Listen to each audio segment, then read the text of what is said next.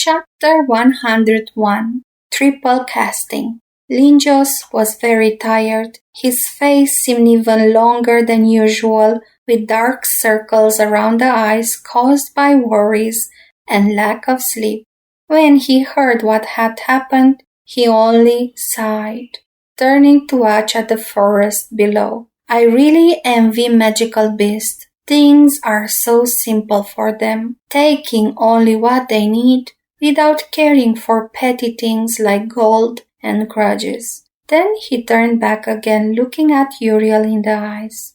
I'm really sorry for what happened to you. Partially is my fault. And what makes me feel even worse is that despite all my brave talk and efforts, you are not the first victim, and likely not the last either. The most basic move to get rid of a headmaster is to make the environment toxic through violence and intimidation. Academy's life is already very hard and demanding. It does not take much to make it unbearable. When that happens, the number of graduates plummets, the academy's reputation rapidly declines, and a new headmaster gets chosen. Usually it happens during the last trimester. The timing of the event suggests someone really wants to get rid of me. I guess they didn't like me taking cheating off the table. You have no idea how many noble slackers have failed right off the bat.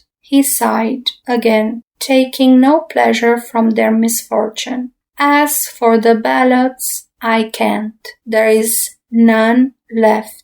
Is it because Lockhart and his goons? Did they take them all? Uriel was worried, remembering his father's words. Actually, no. Linjos replied with a smirk. After what happened between Lid and Lady Hestia became the talk of the academy, a lot of first and second year students came for the ballots. The ones I gave you two young ladies were among the last ones.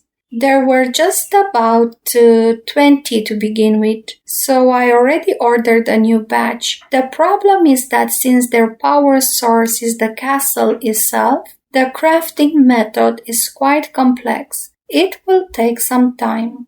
Floria swallowed a lump of saliva, regretting not having got one before. You have 3 ballots and only 5 people. Linjos shrugged. You will manage somehow. In the meantime, I will do everything I can to ensure everyone's safety. But remember, each floor is really big, and I have only Professor at my disposal, not an army of watchmen, so be careful. Back in Quilla's room, Uriel, Freya, and Floria felt dejected and stupid. The world, as they knew it, had collapsed under their feet.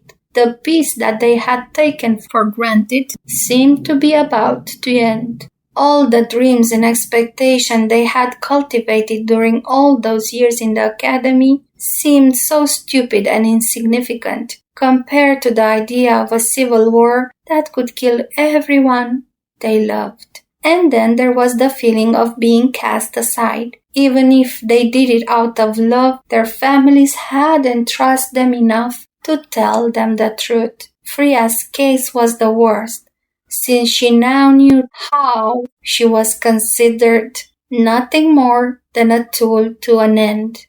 Uriel was so shocked that even the earlier aggression's memory was already fading in the background. I can't believe I have been so stupid. Warden and healer are just useless specializations. What my father, my family needs is a warrior, a leader. If only he had been honest with me, I would have chosen wisely. Lid kept silent, letting him vent off his frustration. He knew by experience that when something that big happened, the words of a stranger would sound empty. Uriel needed time to accept the change. I'm sorry, guys. I don't feel like doing anything right now, Floria said. I need some time to think.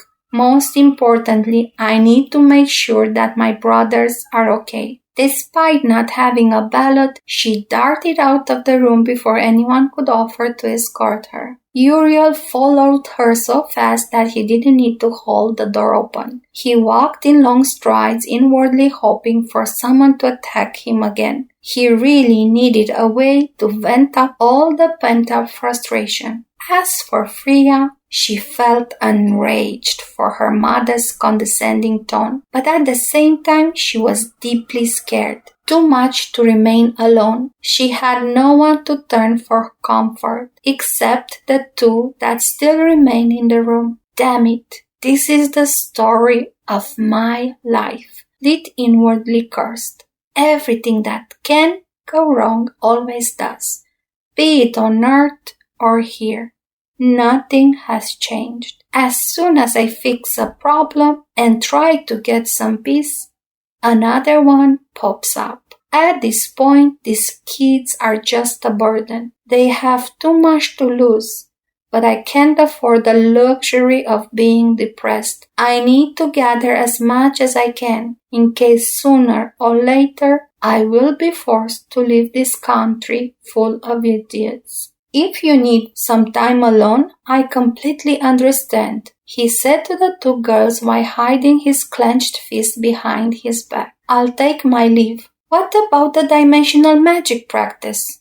Quilla asked. I beg your pardon? Those were the last words Lid expected to hear. I'm sorry for what happened to Uriel. Quilla was sitting on the bed, swinging her legs in a very childish manner, yet her cold eyes were nothing like those of a kid. But honestly, all that happened today just proved what I said on the second day. This academy sucks.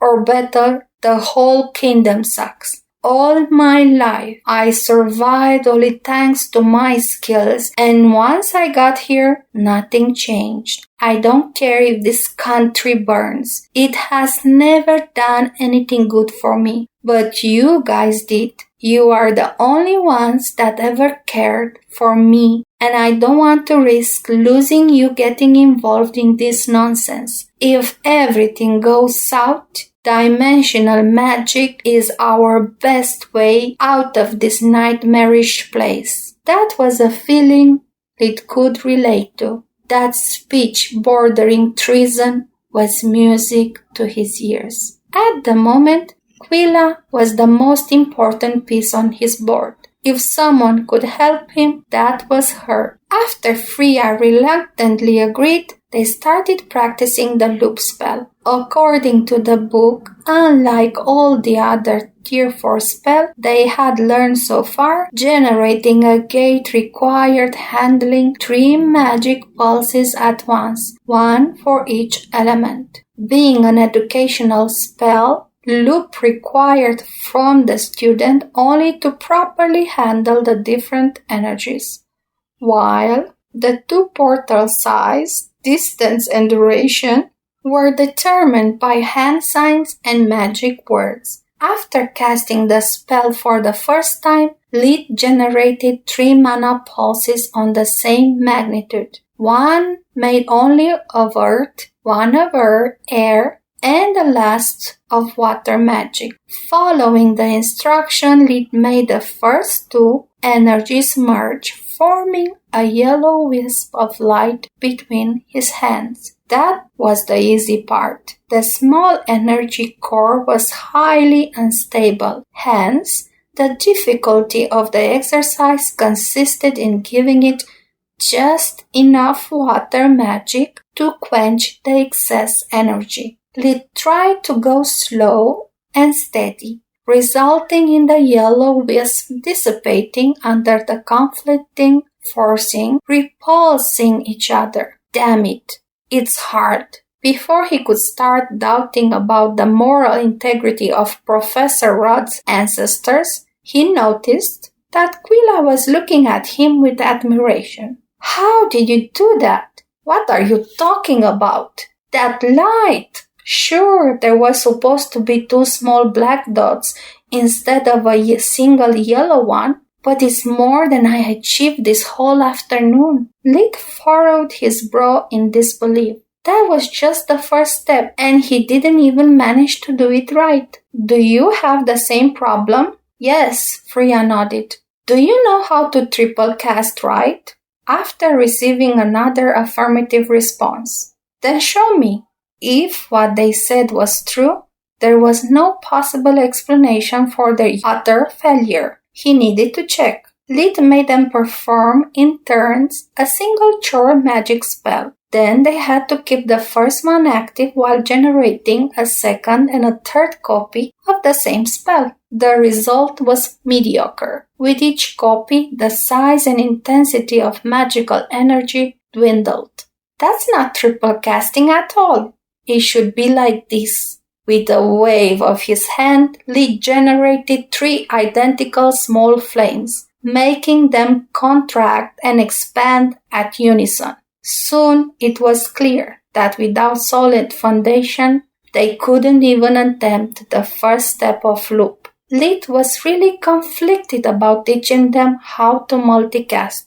It had never been part of his plan. But during the last Master Hero class, he had understood why his mana sensibility was so low. It was because he had never practiced it. Thanks to true magic and invigoration, he didn't need to feel the energy flow because he could see it. His companions, instead, could only rely on their instinct, and that resulted in honing their magical senses over time. Until that moment, he had been like a sighted man leading the blind. But if his fears were correct, to learn dimensional magic, Lid had to develop his mana sensibility. Having no idea how to do it, he would need their help. First of all, let's set aside loop for the time being. He started explaining. Multicasting will require for you to concentrate only on first magic. The 3 key points are focus, willpower, and visualization.